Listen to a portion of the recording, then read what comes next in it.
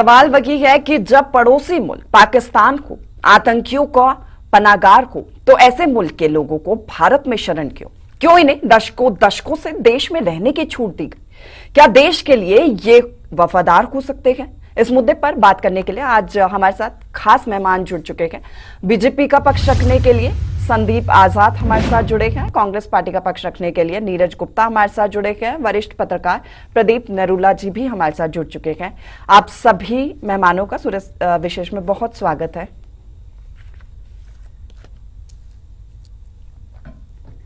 संदीप जी, मेरा पहला सवाल आपसे ही है कि देश की सुरक्षा के लिए अवैध पाकिस्तानी कितना बड़ा खतरा है? एक बार सिस्टम को बोलिए, आवाज नहीं आ रही। आप बोल सकते हैं, आपकी आवाज पहुंच पा रही है हम तक? नहीं, मुझे पता नहीं लग रहा आप पूछ क्या रही हैं। देश की सुरक्षा के लिए ये जो अवैध पाकिस्तानी है, ये कितना बड़ा खतरा है? आखिर कैसे दशकों से ये लोग देश में रह रहे थे? नहीं, देखिए, बिल्कुल ये बात सही है कि सोशल मीडिया हो या मीडिया हो, इस प्रोफेशन में आने के बाद इतनी समझ तो कम से कम होना चाहिए कि कौन सा हमारे देश के हित में है, कौन सी बात हमारे देश के हित में नहीं है।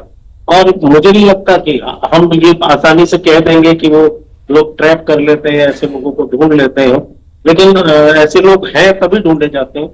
और मेरे ख्याल से बहुत गंभीर विषय है और मुझे लगता है कि सरकार को कोई ऐसी पॉलिसी बनानी चाहिए जिसमें ये कम से कम तय हो क्या हमारे नॉर्म्स हैं, क्या हम डूज और नॉट डूज की बातें जो अक्सर की जाती है, उसमें एक प्रोटोकॉल होना चाहिए, एक नियमावली होनी चाहिए। इस तरह से तो ये देश के लिए बहुत बड़ा खतरा है। संदीप जी, आप तक मेरी आवाज पहुंच पा रही है? हेलो संदीप जी, आप तक मेरी आवाज पहुंच पा रही है क्या? हेलो आपकी आवाज मुझे?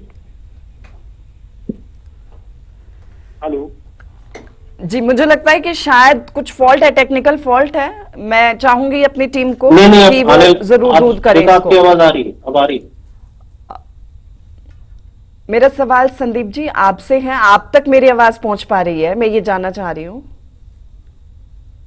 नहीं, मुझे लगता है शायद आपने म्यूट किया हुआ है। आप एक बार इसको ठीक करवा लीजिए संदीप जी। ठीक है नीरज जी, आप तक मेरी आवाज पहुंच पा रही है? हाँ जी, हाँ जी। नीरज जी, देखिए, कई दशकों से, कई सालों से ये लोग रह रहे थे। आपको नहीं लगता कि पहले ये कदम उठाया जाना चाहिए था जो अब बीजेपी सरकार उठा रही है? बिल्कुल, ये सरासर इंटेलिजेंस फेलियर है। इस पर सरकार को ध्यान देना चाहिए। और बड़े दुर्भाग्य की बात है, ये इंडिया के खाते और इंडिया के खिलाफ जाते हैं। देखिए, ये बड़ा सेंसिटिव मामला है। देखिए, इतने बड़े पैमाने पर हरियाणा पंजाब से लास्ट 11 दिन में 7 जासूस पकड़े गए।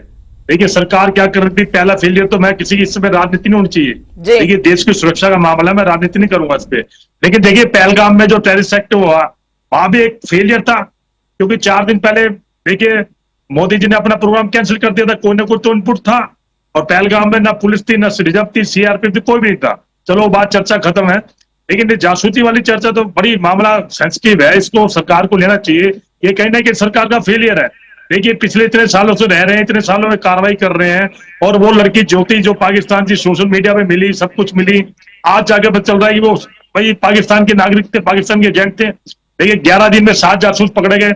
हरियाणा हो चाहे पंजाब हो, कहीं से भी हो, सभी से पकड़े जा रहे हैं। ऐसा ये क्या लालच दे रहे हैं हमारे नौजवानों को, जो हमारे नौजवान भटक रहे हैं सोशल मीडिया पे, खाते हिंदुस्तान की है और मुखबरी करती वहां की है।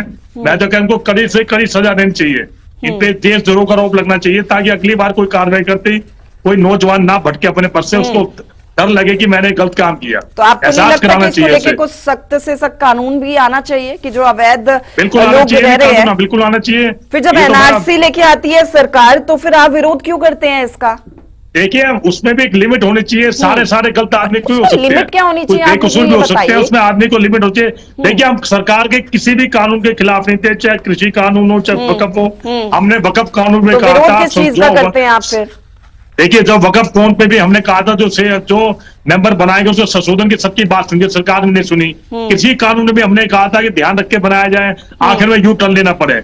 ये सरकार कानून बनाती है और किसी से सलाह नहीं करती, ना विपक्ष से सलाह करती, अपनी मर्जी से कानून ला करती है, फिर यू टर्न पर जो मारती है। कमेटियां बनाई अब जाती किसी हैं, ऐसे कानून के उसमें किसी भी ऐसे कानून के खिलाफ नहीं है जिससे देश की सुरक्षा से समझौता करने पड़े। ठीक है। देखिए क्या पहलगाम में आतंकवादी टेररिस्ट हुआ, हमने पूरा सरकार का साथ दिया, आज भी सरकार के साथ है, बिल्कुल। इसलिए मैं इसमें कोई बात ज्यादा राजनीति नहीं करूंगा, लेकिन इनको जो देशद्रोही है इनको सातों आदमी को सजा मिलनी चाहिए, कड़ी तरीके से सजा मिलनी चाहिए, इनका कनेक्शन देखना चाहिए, ऐसा देखना चाहिए इनका नेटवर्क और हिंदुस्तान में कहां फैला है। अभी तो 7 पकड़े गए, जब इंस्टेंट वेरिफिकेशन होगी तो आगे ही पकड़े जाएंगे।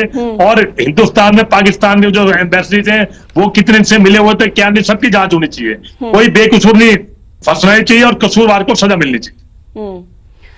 ठीक है संदीप जी, आप तक अब आ रही है मेरी आवाज, पहुंच पा रही है? जी आ रही, जी आ रही।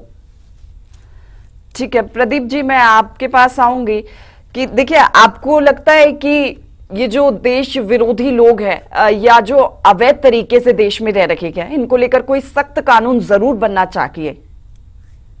देखिए श्वेता जी, मेरा मानना ये है कि जो लोग अवैध रूप से रह रहे हैं उनके लिए लोकल प्रशासन को सब कुछ पता होता है। ऐसा नहीं होता, अगर लोग किसी लोकल प्रशासन को ये बात नहीं पता तो इसका मतलब वो काम नहीं कर रहे थे।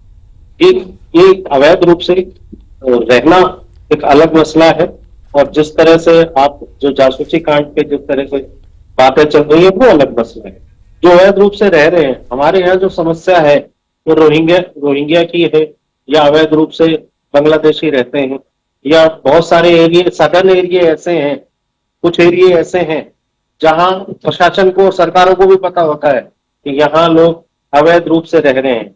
अब जिस एरिया में, जैसे मैं खुले तौर पे आपको बताता हूँ कि नुहू जिस एरिया में आपको 2 स्पाई पकड़े गए हैं जिनको कथित रूप से स्पाई माना जा रहा है, जिनकी गतिविधियां संदिग्ध है, तो क्या उस इलाके में, जैसे मेवात कहते हैं, मेरा मानना यह है कि आज भी उस मेवात में अगर सरकार अच्छी तरह से सर्वे करे तो बहुत सारे पाकिस्तानी और बांग्लादेशी मूल के लोग भी अभी रह रहे हैं वहां।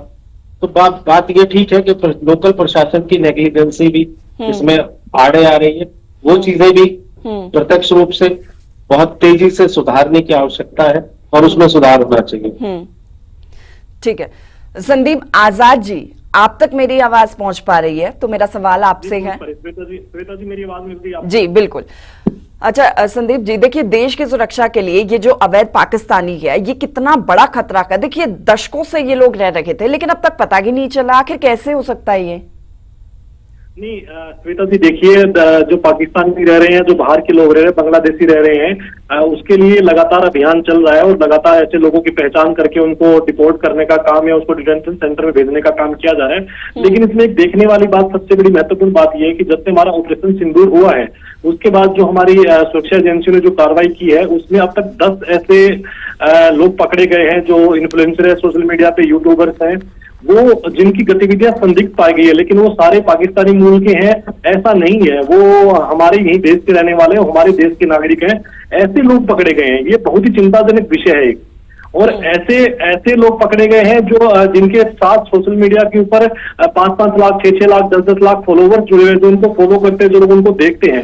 ये कितना गंभीर विषय है कि ऐसे इन्फ्लुएंसरों को हम देखते हैं और वो किस प्रकार की गतिविधियों में संलिप्त पाए गए हैं। ये बहुत ही गंभीर विषय है और मुझे लगता है कि सरकार ने जिन लोगों की पहचान की है, अगर वो वास्तव में उन्होंने देश विरोधी कोई गतिविधि की है तो उनके ऊपर सख्त से सख्त कार्रवाई होनी चाहिए। और मैं आपके चैनल के माध्यम से युवाओं से अनुरोध करूंगा कि आज के समय में देखिए, युवा को चाहता है कि वो एक बहुत ही लग्जरी लाइफ बहुत शॉर्ट समय में चाहता है और कम समय में उसको लगता है कि बिना काम किए या ऐसा कोई उसको रास्ता मिले, ऐसा कोई माध्यम मिले जिससे वो इस प्रकार की लग्जरी लाइफ को जीत के, जैसे अभी हिसार में गुजरती बलोत्रा पकड़ी गई जो पाकिस्तान की एजेंट है, आप देखेंगे उसकी अगर अब धीरे धीरे जब परतें खुल रही है उसके बारे में सारा पता चल रहा है कि किस प्रकार की लग्जरी लाइफ वो जीती थी, बिजनेस क्लास में ट्रैवल करती थी, कैसे कैसे महंगे उसके शौक थे। तो इस प्रकार के शौक युवा न पाले और कम से कम देश के साथ गद्दारी तो न करे। इस प्रकार के शौक को पूरा करने के लिए तमाम तरह के अन्य रोजगार हैं, काम करे, काम करके पैसा कमाए, नौकरी करे, लेकिन इस प्रकार की गद्दारी देश के साथ निकले क्योंकि इसके परिणाम जो है वो बहुत भयंकर हो सकते हैं। आप देखिए जब पहलगाम में हमला हुआ तो उसके अंदर जो हमारी लोकल एजेंसियां उन्होंने इनपुट दिया कि ये लोकल स्पोर्ट के साथ ये हमला हुआ है, अभी वो लोकल स्पोर्ट ढूंढा जा रहा है कि कहां से हुआ। उनमें इस प्रकार के लोग संलिप्त है, हमारे 26 लोगों की जान चली गई, उनका तो कुछ नहीं गया उनके घर से। अब जब वो लोग पकड़े गए हैं तब मुझे लगता है उनको ऐसी सख्त सजा दी जानी चाहिए, भविष्य में इस प्रकार की गलती कोई न करे और इस प्रकार की हिमाकत भी कोई ना कर पाए हमारे देश में रहने वाला। बाकी जो विदेशी जो या फिर जो पाकिस्तानी मूल के लोग हैं या फिर बांग्लादेश के लोग हैं, उनकी पहचान करके उनको धीरे धीरे भेजा जा रहा है। उनका यहाँ इस देश में कोई स्थान नहीं है। ये हमारे देश के प्रधानमंत्री जी, हमारे देश के गृह मंत्री जी स्पष्ट कर चुके हैं कि इस देश में सिर्फ इस देश के लोग रहेंगे, बाहर के लोगों के लिए कोई स्थान नहीं है। ठीक है। अच्छा प्रदीप जी, देखिए पाकिस्तानी शौहर की हिंदुस्तानी दुल्हनिया होती है, बच्चे भारत में पैदा होते हैं और उनकी संख्या भी बहुत बड़ी तादाद में है, लेकिन जब उनको बाहर निकाला जाता है, बाहर जाने की बात कही जाती है तो बड़ी परेशानी खड़ी होती है।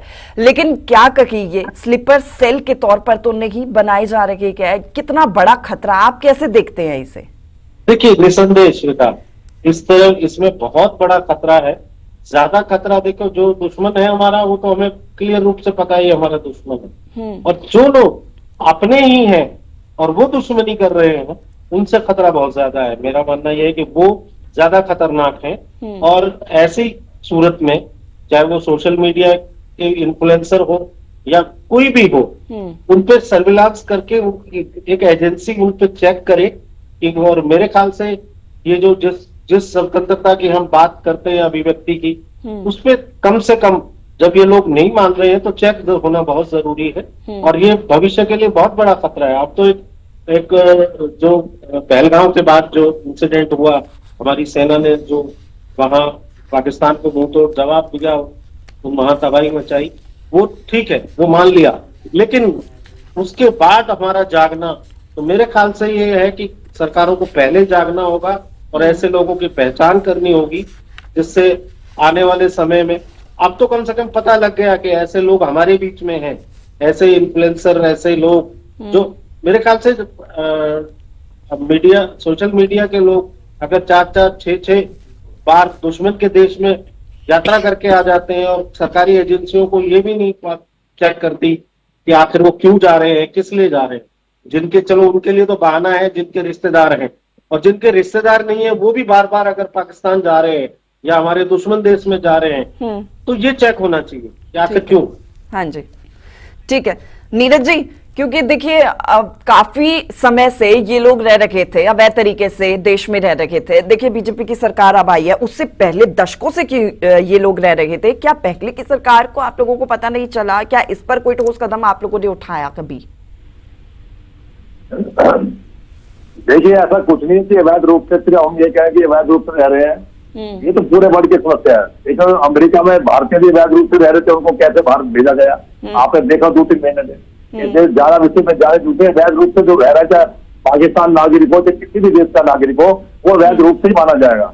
ये नहीं मान सकते कि भाई हम वही वैध तरीके से जा रहे हैं। अवैध रूप तो अवैध तरीके है, भारतीय नागरिक में अवैध रूप से भेजा गया, तब वहां से वापसी वो भी तो अवैध रूप से रहते थे। तो देखिए अवैध रूप से कार्रवाई होनी चाहिए। क्या करना चाहिए, ये मैं इनकी बात से सहमत हूँ जो बीजेपी प्रवक्ता है कि लोकल प्रशासन इसमें ज्यादा हेल्प करेगा, कि लोकल प्रशासन को ज्यादा पता होता है जिले में कितने नए राशन कार्ड बने, कितने आधार कार्ड बने, क्या नहीं बने, या अवैध रूप से रह रहे हैं, तो उनकी सारी खबर उन पर लोकल सेंसिंग होनी चाहिए। देखिए सरकार सब जगह नहीं जा सकती, सरकार सब जगह देखे कि भाई बाहर से हम अवैध रूप रह रहे हैं, अवैध रूप से नाइजीरियन बहुत रह रहे हैं। मैं फरीदाबाद से आता हूँ, यहाँ नाइजीरियन ज्यादा रह रहे हैं, वो नशा के कारोबार करते हैं। देखिए अवैध रूप से रहना, जो उसमें अच्छे नागरिक भी हो सकते हैं, खराब भी हो सकते हैं, देश के लिए खतरनाक है।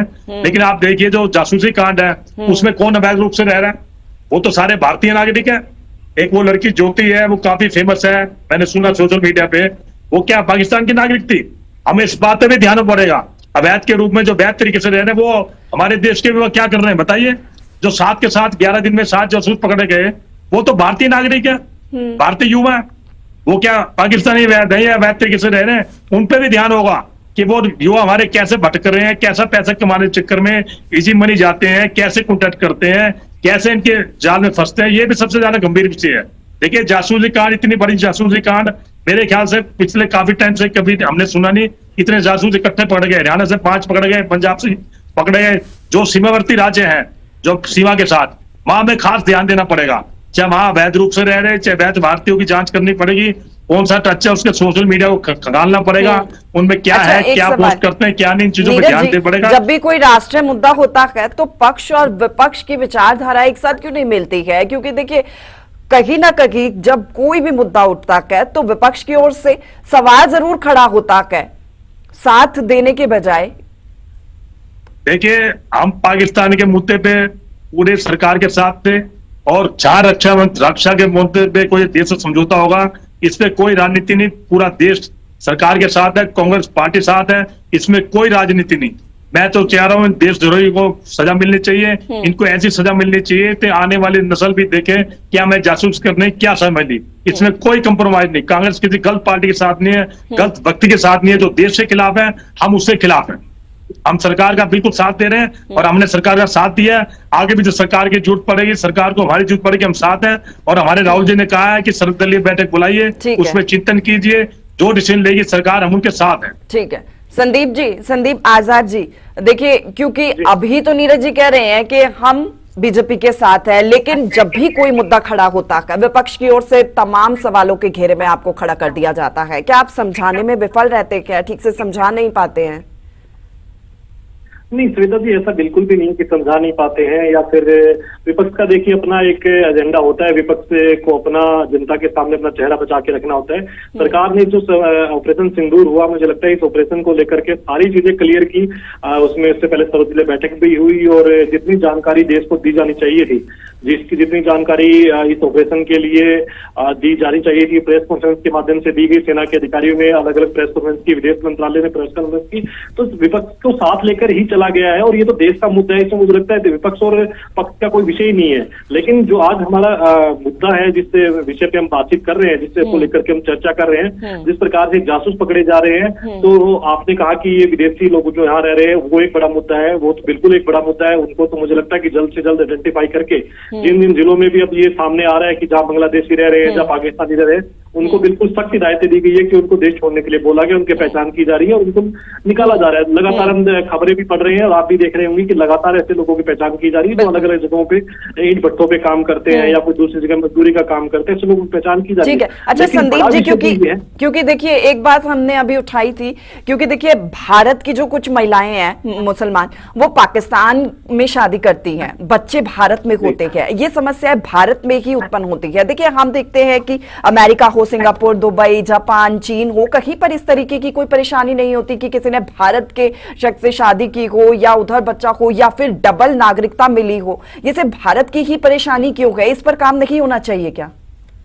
नहीं, बिल्कुल बिल्कुल, तभी तो एनआरसी, सीए जैसे कानून देश के अंदर लाए जा रहे हैं। इसी कारण ये सब हुआ है। लेकिन आप देखिए ना, एनआरसी का, सीए का विरोध किस प्रकार से देश के अंदर हुआ। मुझे लगता है जब से केंद्र में माननीय नरेंद्र मोदी जी के नेतृत्व में सरकार बनी है, भाजपा की सरकार बनी है, तमाम वो सारे कदम जो मुझे लगता है देश की राष्ट्रीय सुरक्षा के लिए जरूरी है, जिनको लेकर के देश आगे बढ़ सकता है, ऐसे सारे कानून, जरूरी कानून लेके आ रहे हैं। चाहे वक्फ का कानून हो, चाहे वो एनआरसी हो, चाहे वो सीए हो, तमाम सारे ऐसे कानून आए हैं और लगातार सुधारों का प्रयास किया जा रहा है। दोहरी नागरिकता का विषय मुझे लगता है ऐसा समस्या अगर भारत के साथ है, क्योंकि आप देखेंगे कि हम चारों तरफ से जिन भी देशों से घिरे हुए, मुझे लगता है उनके साथ हमारे संबंध अच्छे नहीं है। एक तरफ पाकिस्तान है, बांग्लादेश है, बांग्लादेश में भी आपने देखा कि किस प्रकार से अभी हिंदुओं के साथ वह नरसंहार किया गया, तो वो वहां से बच करके भागे। अब जान बचाने के लिए व्यक्ति कहीं तो भागेगा ही, लेकिन उनको लगता है कि भारत एक सेफ स्थान है, भारत एक सुरक्षित जगह, वो इधर आए भी हैं।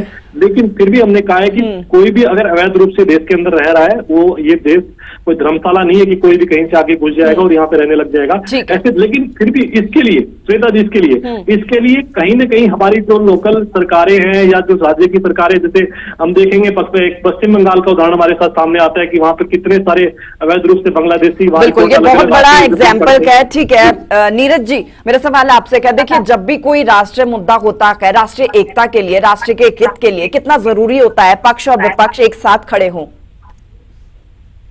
बिल्कुल जी, राष्ट्रीय मुद्दे में कोई राजनीति नहीं चाहिए, देश सभी का है।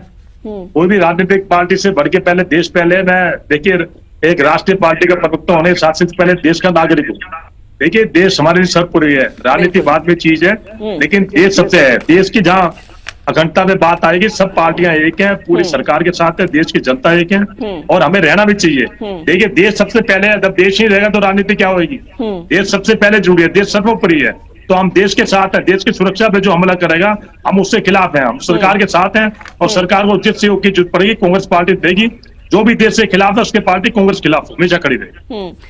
ठीक है नीरज जी, आज तो संदीप आजाद जी को नींद नहीं आने वाली है, क्योंकि आज तो तारीफ हो गई उनकी और आपने पूरे तरीके से साथ दिया है उनका। ठीक है, आप सभी मेहमानों को, और ये बहुत अच्छी भी बात है जब देश की एकता अखंडता की बात आती है, देश की एकजुटता की बात आती है, तो सभी को खड़ा होना जरूरी है, चाहे पक्ष हो या विपक्ष हो। हमें अपने देश के लिए, आखिरकार हम सभी भारतवासी है, भारत के नागरिक है। बहुत शुक्रिया आप तीनों का कि आपने चर्चा की और अपनी अपनी राय दी इस पूरे मसले पर। सूर्य विशेष में फिलहाल के लिए मेरे साथ इतना की, फिर होगी मुलाकात। नमस्कार।